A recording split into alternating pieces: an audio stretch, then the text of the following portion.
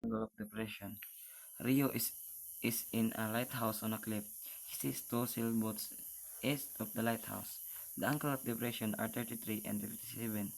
Find the distance between the two sailboats.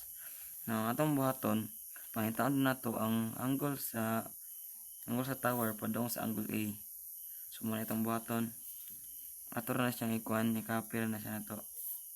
Ito na siyang isolve. I plus ang 110 sa 85. So, makuha na itong 95. Magduin na tag yan niya triangle. So, ang pikas dire opposite x adjacent sa 33 ibuta na siya dire.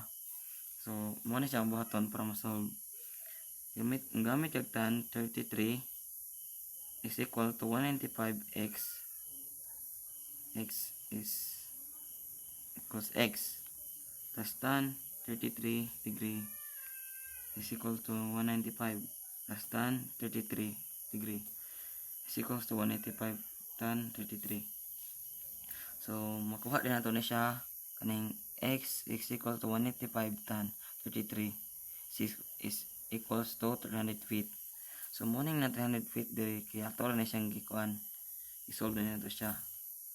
So, atong sunod nga pangitaon is ang angle between sa kaning diri sa sailboat diri sa tower padong sa sailboats.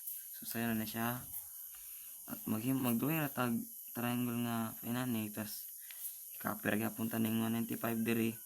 Tas ato din siyang ibutang ang 57 diri. Tas mo na siya. Ibutang na siya tan 57 is equal to 195x. Tas i-solve na nato ni siya 195 tan 57.